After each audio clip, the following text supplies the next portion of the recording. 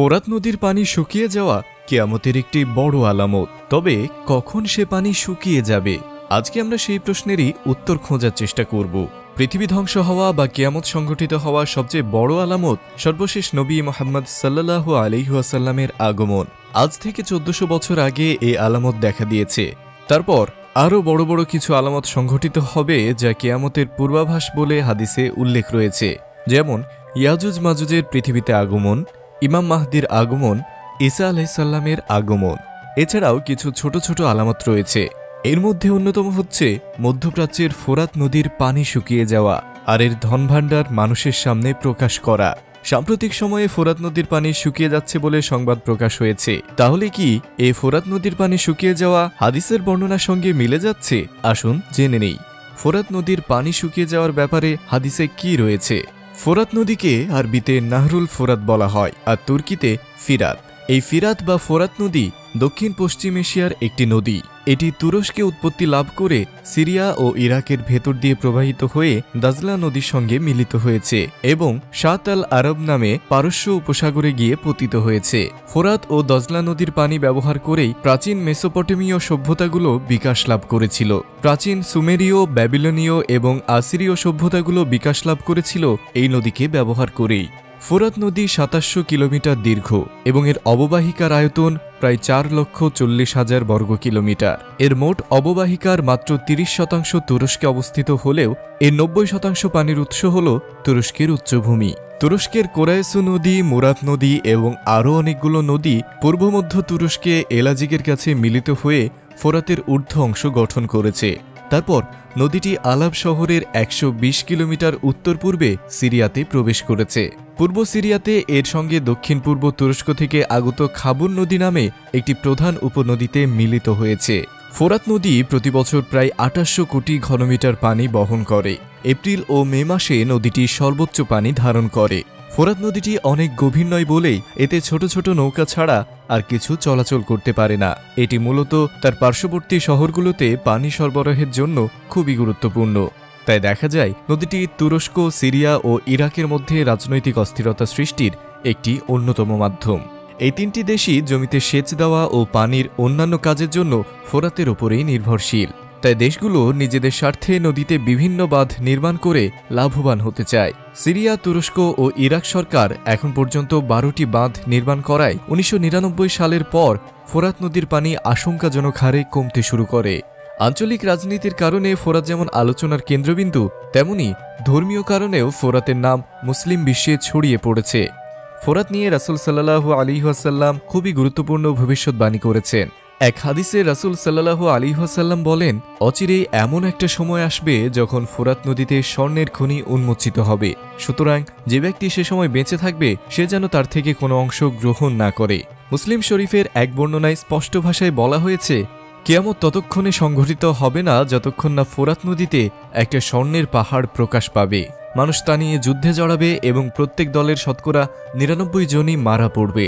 তাদের প্রত্যেকের কামনা থাকবে, হাই, বেঁচে যাওয়া মানুষটি যদি আমিই হতাম। হাদিসের ব্যাখ্যায় শাইখুল ইসলাম তাকি ওসমানী হাফিজাহুল্লাহ বলেন, ফোরাত নদীর স্থলে স্বর্ণের পাহাড় উঠবে। এর অর্থ দুটি হতে পারে। এক, নদীটির জায়গায় একটি পাহাড় উঠবে যার ভেতর স্বর্ণের খনি থাকবে, অথবা দুই, নদীতে স্বর্ণের খনি থাকবে। তবে পাহাড়ের সঙ্গে তুলনার উদ্দেশ্য হল স্বর্ণের পরিমাণ অনেক বেশি হবে। তিনি ইবনে মাজাহের সূত্রে আরও একটি বর্ণনা এনেছেন। নবী করিম সাল্লাল্লাহু আলাইহি ওয়াসাল্লাম বলেন, তোমরা খনিকে কেন্দ্র করে 3টি গ্রুপ যুদ্ধে লিপ্ত হবে। প্রত্যেকজন খলিফার সন্তান হবে। ওই খনি কারো জন্য হবে না। এমত অবস্থায় পূর্ব দিকে কালো পতাকা ওড়ানো হবে। তারা এসে তোমাদের সঙ্গে যুদ্ধ করবে, কিন্তু কেউ তাদেরকে হত্যা করতে পারবে না। এতটুকু হাদিস বলার পর বর্ণনাকারী বলেন, রাসূল সাল্লাল্লাহু আলাইহি ওয়াসাল্লাম আরও কিছু বিষয় বলেছিলেন, কিন্তু তা আমি মুখস্থ রাখতে পারিনি। তবে বাকি যতটুকু মনে আছে তা হলো, যখন তোমরা তাকে দেখবে তার হাতে বায়াত হবে, কারণ তিনি হচ্ছেন আল্লাহর খলিফা ইমাম মাহদি আলাইহিস সালাম। এরপর তাকি ওসমানী হাফিজাহুল্লাহ হাফেজ ইবনে হাজার আসকালানী রাহমাতুল্লাহ আলাইহির সূত্রে বলেন, ইবনে মাজায় বর্ণিত খনি দ্বারা যদি উদ্দেশ্য হয় আগের হাদিসে বর্ণিত খনি, তাহলে বোঝা যায় যুদ্ধের এই ঘটনা ইমাম মাহদির আবির্ভাবের সময় হবে। ওই সময়টা হচ্ছে ঈসা আলাইহিস সালামের নাজিলের আগ মুহূর্ত। এর আগে অবশ্যই একটা আগুন বের হবে। হাদিসে বর্ণিত আগুন বের হওয়ার ঘটনা দ্বারা কোন ঘটনা উদ্দেশ্য তাও স্পষ্ট হওয়া দরকার। রাসূল সাল্লাল্লাহু আলাইহি ওয়াসাল্লাম থেকে সহিহ বুখারীতে এই ব্যাপারে একটি হাদিস বর্ণিত রয়েছে।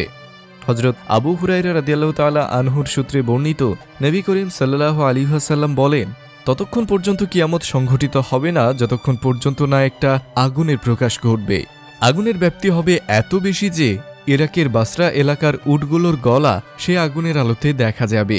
ইমাম কুরতুবী বলেন, হেজাজে এক সময় আগুন বের হয়েছিল 654 হিজরিতে। রাত্রিবেলায় প্রজ্বলিত হয়ে পরদিন চাষতের সময় পর্যন্ত তা ছিল। এরকমভাবে কুরাইজা এলাকায় একবার আগুন বের হয়েছিল। তবে এগুলো মূলত হাদিসে বর্ণিত আগুন নয়। হাদিসে বর্ণিত আগুন সম্পর্কে আলোচনা করতে গিয়ে ইবনে হাজার আসকালানী রাহমাতুল্লাহ আলাইহি বলেন, কিয়ামতের আলামত যে আগুন তা মূলত দুবার প্রজ্বলিত হবে। প্রথমবার কিয়ামতের অন্যান্য আলামতের সঙ্গে, আর দ্বিতীয়বার কিয়ামতের একেবারে আগ মুহূর্তে, যার পর আর কোনো কিছু হবে না কিয়ামত সংঘটিত হওয়া ছাড়া। সার কথা হচ্ছে, ফোরাতের পানি শুকিয়ে যাওয়ার পর স্বর্ণের পাহাড় সেখান থেকে ওঠা বা প্রচুর পরিমাণ স্বর্ণ সেখানে পাওয়ার বিষয়টি সংঘটিত হবে ইমাম মাহদির আগমনের আগ মুহূর্তে। এবং ইবনে হাজার আসকালানী রাহমাতুল্লাহ আলাইহির ভাষ্যমতে এর আগে অবশ্যই একটা আগুন বের হবে। সেই হিসেবে বলা যায় ওই আগুন বের হওয়ার পর যখন ফোরাত নদী শুকিয়ে যাবে সেটাই হলো কিয়ামতের আলামত, এবং এর পরেই ইমাম মাহদির আবির্ভাব ঘটবে। এর আগে যদি ফোরাত নদী শুকিয়ে যায় তাহলে তা কিয়ামতের আলামত হিসেবে সাব্যস্ত হবে না। কিন্তু বর্তমান ফোরাত নদীতে স্বর্ণের পাহাড় প্রকাশিত হওয়া হাদিসের ব্যাপারে পর্যাপ্ত জ্ঞান না থাকার কারণে অনেকে বলে থাকেন যে ফোরাত নদীতে স্বর্ণের খনি ইতিমধ্যে প্রকাশিত হয়ে গেছে। যদিও ইসলামী বিশ্বের গ্রহণযোগ্য কোনো গবেষক এমন অবান্তর ব্যাখ্যা করেননি। যাদের দাবি ফোরাত নদীর স্বর্ণের খনি ইতিমধ্যে প্রকাশিত হয়েছে, তাদের যুক্তি হচ্ছে, বর্তমানে পৃথিবীতে তেলের চাহিদা সবচেয়ে বেশি, আর তেলকে যেহেতু ব্ল্যাক গোল্ড বলা হয়, তাই হাদিসে বর্ণিত স্বর্ণের খনি দ্বারা এই তেল ইত্যাদি খনিজ সম্পদকে উদ্দেশ্য করা হয়েছে। এর দ্বারা বোঝা যায় তাদের গবেষণা কতটা অসাড় ও বানোয়াট।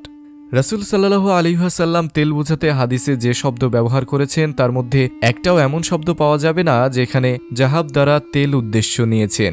সুতরাং আমরা এর দ্বারা বুঝতে পারি যে স্বর্ণের খনি দ্বারা তেল উদ্দেশ্য নেওয়াটা বোকামি।